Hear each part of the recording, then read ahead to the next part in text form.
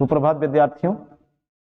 हम लोग पिछली कक्षा में रामनरेश त्रिपाठी जी के स्वदेश प्रेम का अध्ययन कर रहे थे, जिसमें हम लोगों ने उनके 4 काव्यों को पढ़ लिया था और हम लोग आज स्वदेश प्रेम का 5वां काव्य पढ़ेंगे, जिसमें आप इस स्लाइड में देख पा रहे हैं। कवि रामनरेश त्रिपाठी जी कहते हैं, तुम तो हे प्रिय बंधु स्वर्ग से सुखद सकल विभवों की आकर, धरा शिरोमणि मातृभूमि पर धन्य हुए हो जीवन पाकर। तुम जिसका जल अन्न ग्रहण कर, बड़े हुए लेकर जिसकी रज, तन रहते कैसे तजदोगे उसको हे वीरों के वंशज। इसमें कवि रामनरेश त्रिपाठी जी अपने देश के लोगों को कह रहे हैं, लोगों को आह्वान कर रहे हैं कि अगर ध्रुव प्रदेश का रहने वाला कांप कांप कर जीवन बिता सकता है और विषुवत रेखा का निवासी हाँफ हाँफ कर जीवन बिता सकता है, तो तुम तो हे प्रिय बंधु स्वर्ग से, तुम तो हे प्रिय बंधु स्वर्ग से, हे प्रिय बंधुओं, हे प्रिय भाइयों, हे देश के निवासियों, तुम तो स्वर्ग सी अर्थात स्वर्ग के समान, स्वर्ग सी अर्थात स्वर्ग के समान, यहाँ उपमा अलंकार है जहाँ समानता की गई है। हे तुम तो हे प्रिय बंधु, हे देश के निवासियों, हे देश के भाइयों, तुम इस देश में स्वर्ग के समान सुखद सकल विभवों की आकर, सुखद और सकल विभवों की आकर, सुखद द अर्थ जहां आता है वहां देने वाला अर्थ आता है, तो सुखद तो संपूर्ण सुख को देने वाली, स्वर्ग के समान संपूर्ण सुख को देने वाली और सकल विभवों की आकर, आकर का अर्थ होता खजाना, अर्थात कहने का आशय है कि हे प्रिय भाइयों, हे हमारे देश के निवासियों, हे युवाओं, हे बुजुर्गों, तुम हे भाइयों, हे बंधुओं, तुम इस स्वर्ग के समान संपूर्ण सुख को देने वाली, सकल विभवों की आकर, सभी विभव अर्थात संपत्तियों की आकर खजाना, धरा शिरोमणि, इस पृथ्वी का सिरमौर, इस पृथ्वी की शिरोमणि अपनी मातृभूमि अर्थात भारत भूमि में, अपनी मातृभूमि अर्थात इस भारत भूमि में धन्य हुए हो जीवन पाकर। तुम इस जीवन पाकर के धन्य हो गए हो। तुम जिसका जल अन्न ग्रहण कर, बड़े हुए लेकर जिसकी रज, तन रहते कैसे तजदोगे उसको हे वीरों के वंशज। तुम जिसका जल अन्न ग्रहण कर, तुमने इसी भारत भूमि, अपनी मातृभूमि, इसी भारत भूमि, इसी देश का जल और अन्न को ग्रहण करके, उसको खा करके और जल को पी करके और बड़े हुए लेकर जिसकी रज, और जिसके धूल को, जिसकी मिट्टी में खेल करके और जिससे अपने शरीर को प्राप्त करके, इस मिट्टी में खेल करके बड़े हुए हो, तन रहते कैसे तजदोगे। जब तक तुम्हारा शरीर है, इस शरीर के रहते उस देश को, उस तन रहते कैसे तजदोगे, उस शरीर को रहते हुए जिसका तुमने जल अन्न ग्रहण किया है और जिसकी मिट्टी में खेल कर तुम बड़े हुए हो, उस शरीर को रहते हुए इस देश को तुम तज नहीं सकते, छोड़ नहीं सकते हो, उसको हे वीरों के वंशज। क्योंकि हे वीरों के वंशज, तुम वीरों के वंशज, तुम्हारे जो पूर्वज रहे हैं वह वीर रहे हैं, तो तुम भी जिस मातृभूमि भारत भूमि का तुमने जल और अन्न को ग्रहण किया है, जिसकी धूल को लेकर बड़े हुए हो, उसको आप इस शरीर को रहते हुए तुम उसको त्याग नहीं सकते हो। लगातार प्रयास करो तो लगातार जो है अपने देश की रक्षा में लगे रहो। इसको अपने शरीर को रहते हुए जो तुम्हारी मातृभूमि द्वारा प्रदान किया गया है, यहाँ के जल अन्न से बना हुआ है, उसको तुम त्याग न करो। और त्याग न करते हुए इस देश की रक्षा के लिए तुम लगातार प्रयास करते रहो और लगे रहो, क्योंकि विषुवत रेखा और ध्रुव प्रदेश में रहने वाला भी अपने देश के लिए लगा रहता है, इसलिए तुम्हें भी अपने देश के लिए लगातार लगा रहना चाहिए। यह वीर रस की कविता है और इसमें ओज गुण है और कहा भी गया है, एक पंक्तियां हैं,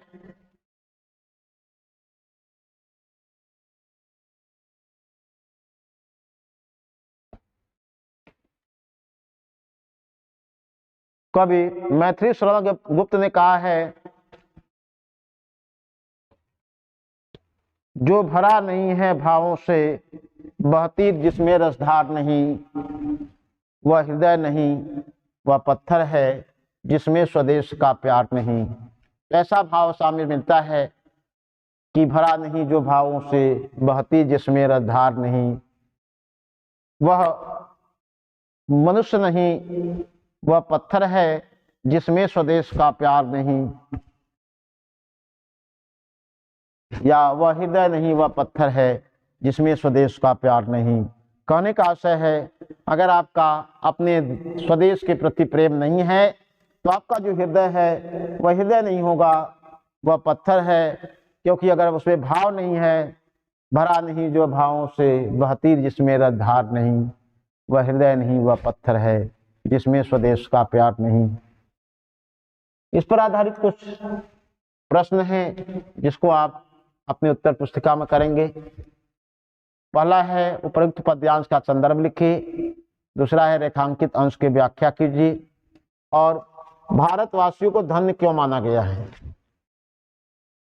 इसमें आप संदर्भ लिखेंगे कि प्रस्तुत पद्यांश हमारी पाठ्यपुस्तक हिंदी के स्वदेश प्रेम नामक पाठ से लिया गया है, जो स्वप्न से अवतरित है, जिसके रचयिता कवि रामनरेश त्रिपाठी जी हैं। रेखांकित अंशों की व्याख्या करेंगे आप, तो आप जो रेखांकित अंश है इसको आपको इसकी व्याख्या करनी है। और पूछा गया लास्ट इसमें प्रश्न, भारतवासियों को धन्य क्यों माना गया है। तो भारतवासियों को धन्य इसलिए माना गया है क्योंकि इस स्वर्ग के समान सुख देने वाली जो संपूर्ण संपत्तियों की खजाना है, ऐसे शिरोमणि धरा पे जो जन्म पा गया है,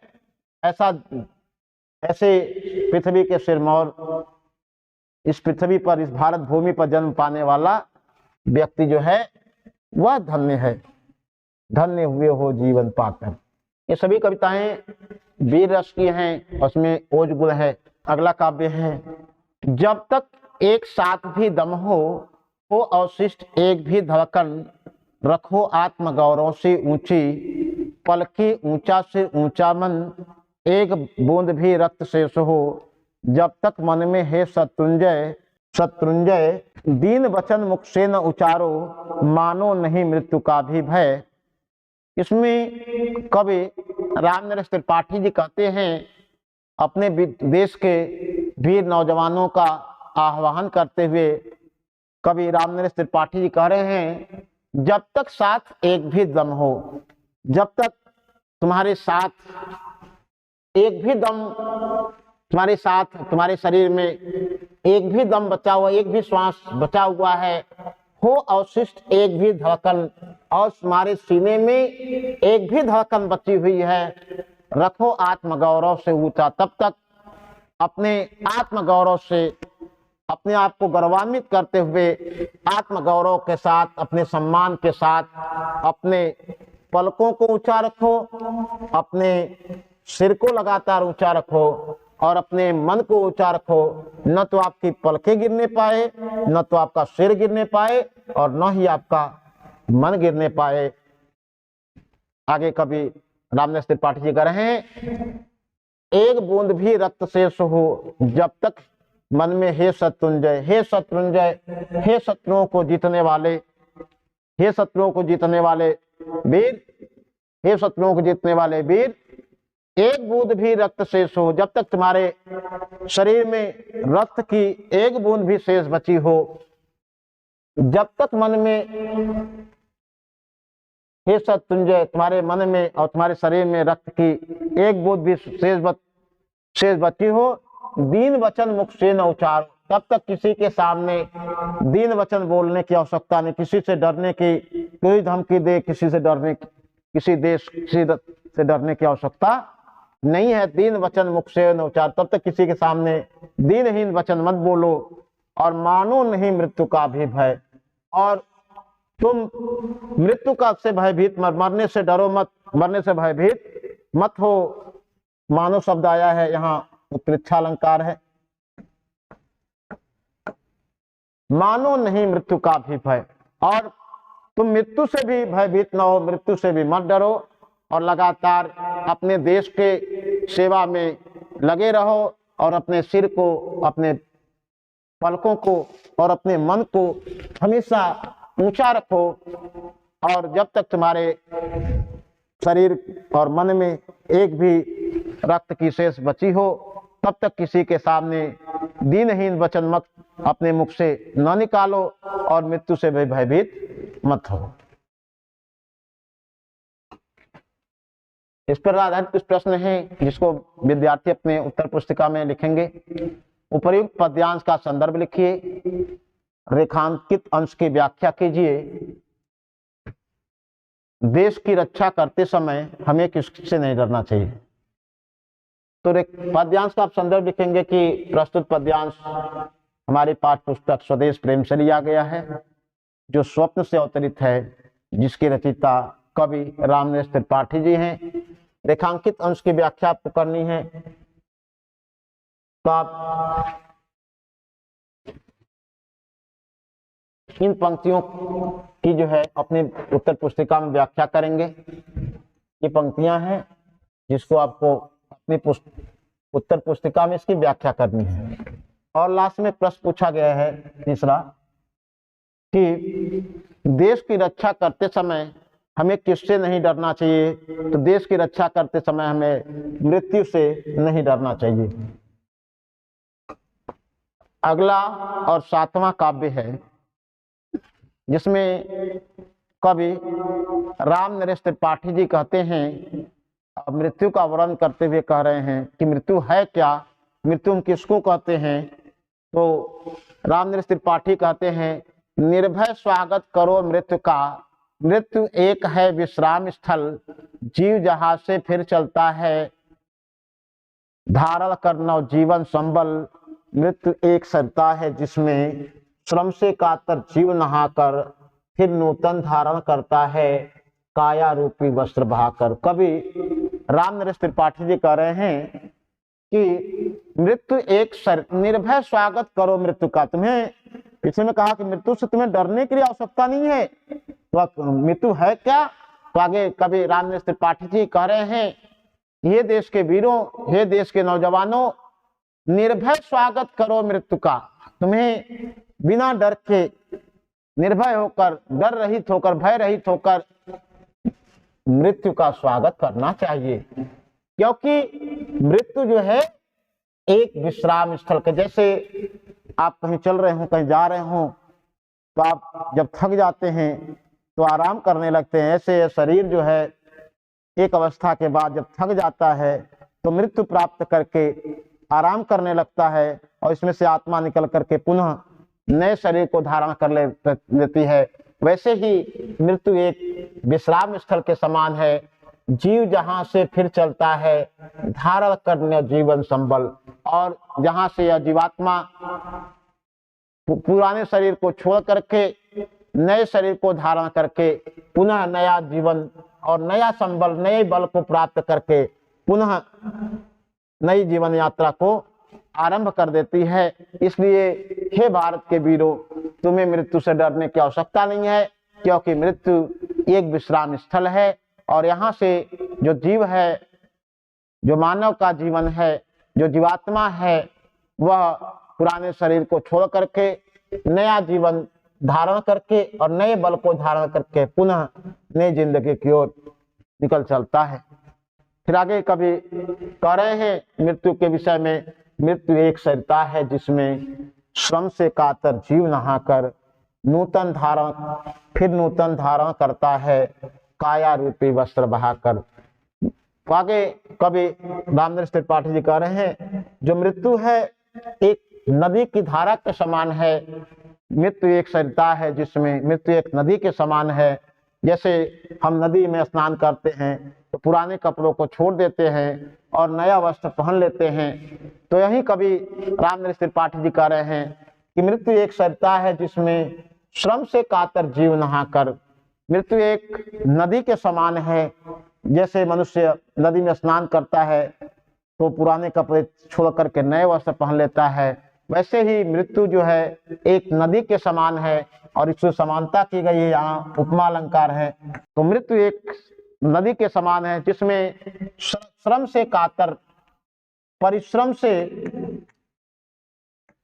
जो कातर हो गया है, परिश्रम से कातर अर्थात परिश्रम से जो कातर है, जो थक गया है, जो परेशान हो गया है, परिश्रम से थका हुआ जो जीवात्मा है उस मृत्यु रूपी सरिता में, उस मृत्यु रूपी नदी में नहा करके स्नान करके फिर नूतन धारण करता है। जैसे व्यक्ति नदी में स्नान करता, पुराने कपड़ों को छोड़ देता है और नए कपड़े धारण कर लेता है, उसी प्रकार जीवात्मा जो है मृत्यु रूपी नदी में स्नान करके, यह रूपक भी है साथ में, मृत्यु रूपी नदी में स्नान करके फिर नया वस्त्र धारण करके और काया रूपी वस्त्र भाकर, जो शरीर रूपी वस्त्र है, जैसे मनुष्य सामान्य नदी में स्नान करता है तो पुराने वस्त्र को छोड़ देता है, वैसे ही जब मानव मृत्यु रूपी नदी में स्नान करता है तो पुराने वस्त्रों को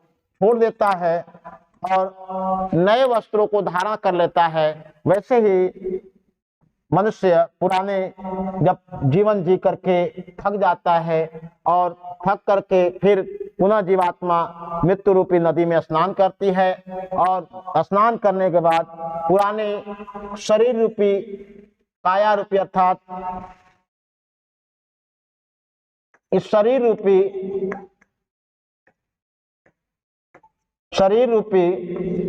वस्त्र को बहा करके, वस्त्र को छोड़ करके नए शरीर को धारण कर लेती है, अर्थात जीवात्मा पुराना जो शरीर है वह छोड़ देती है, फिर नए शरीर को धारण करके फिर पुनः अपने कार्य में लग जाती है। इसलिए हमें मृत्यु से डरने की आवश्यकता नहीं है। इस पर आधारित कुछ प्रश्न है जिसकी विद्यार्थी अपने उत्तर पुस्तिका में अभ्यास प्रश्न पर लिखेंगे और इसका उत्तर देंगे। पहला है उपर्युक्त पद्यांश का संदर्भ लिखिए। तो संदर्भ आपका होगा कि यह पद्यांश हमारे पाठ पुस्तक स्वदेश प्रेम से लिया गया है, जिसके रचयिता रामनरेश त्रिपाठी जी हैं, जो उनकी रचना स्वप्न से अवतरित है। रेखांकित अंशों की व्याख्या करेंगे आप, और मृत्यु को नदी के समान क्यों बताया गया है। तो जो आपको रेखांकित अंश जिसकी आपको व्याख्या करनी है उसको आप इनकी आप व्याख्या अपनी उत्तर पुस्तिका में करेंगे। और फिर प्रश्न पूछा गया मृत्यु को नदी के समान क्यों बताया गया है, तो आप बताएंगे जैसे व्यक्ति थक करके नदी में स्नान करके पुराने वस्त्रों को बहा देता है, वैसे ही नदी एक मृत्यु के समान है, मृत्यु का रूप है, जिसमें ये जो जीवात्मा है जो सभी के अंदर विराजमान है, वह जीवन भर कार्य करने जब थक जाती है, शरीर पुराना हो जाता है, तो पुनः उस मृत्यु रूपी नदी में स्नान करके उस शरीर रूपी वस्त्र को बहा करके नए वस्त्र को यह जीवात्मा धारण कर लेती है। रामनरेश त्रिपाठी का अंतिम जो काव्य है, स्वदेश प्रेम का अंतिम 8वां काव्य है। सच्चा प्रेम वही है जिसकी तृप्ति आत्मबल पर हो निर्भर, बिना त्याग बिना निष्प्राण प्रेम है, करो प्रेम पर प्राण निछावर। देश प्रेम वह पूर्ण क्षेत्र है, अमल असीम त्याग से विलसित। आत्मा के विकास से जिसमें मनुष्यता होती है विकसित।